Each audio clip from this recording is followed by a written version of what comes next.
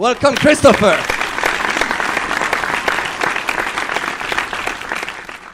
Good evening, Phnom Penh. Someone told me to start with uh, someone told me to start with a joke. So here it is.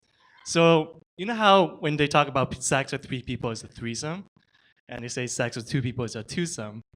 Now I realize why people call me handsome, even though I'm not that good looking.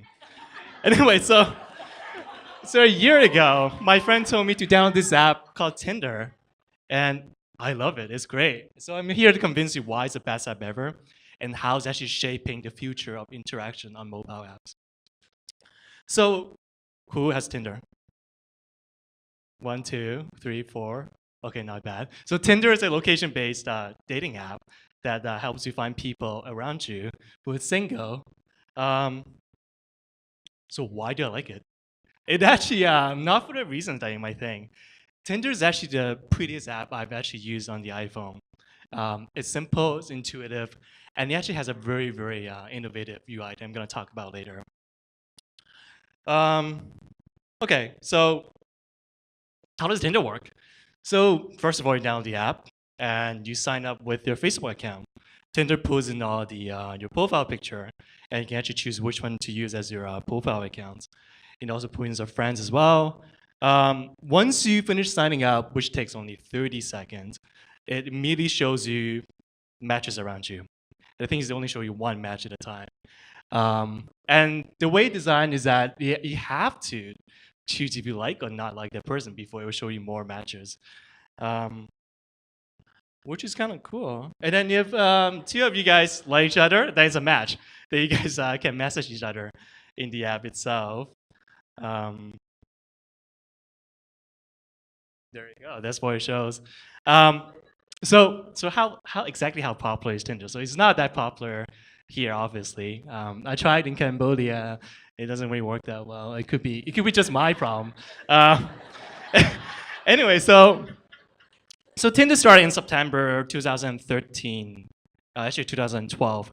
As of February 2014, there's 10 million active daily user, and also it averages 10 million matches per day. And the funny thing is, in Netherlands itself, there's 1.3 million active user. That's 7% of the population. So that's pretty popular. It also get a lot of press coverage as well. It got awarded in the Crunchy as the best new startup of the year last year. And also, it was really popular with the athlete at the Olympic Village, at the Sochi Olympic. Apparently at World Cup as well. Everyone's getting late, apparently. So why is it so successful? So I think there are a couple of reasons why it's so successful. It's very easy to sign up. You hook up to your Facebook account, takes 30 seconds. And another benefit for hooking up with your Facebook account is there's some level of trust built into Tinder because all the pictures are kind of legit. And if you can also see friends of your potential mutual friends of potential matches. And because you only get messages from matches that you have liked before, it drastically decreases the number of creepy messages you get on the app. And also, the way it designs that it forces you to make a decision before it shows you other potential matches. So it shows you one person at a time if you like or not like it. And this is huge because it actually mimics how human works. So Tinder works like you walk into a bar, and as you're scanning the room, you go yes, no, as you're looking for people around you. And if you look at someone and the someone that you look at back at you, you have a moment together, and that's a match. That's exactly how Tinder works. Um,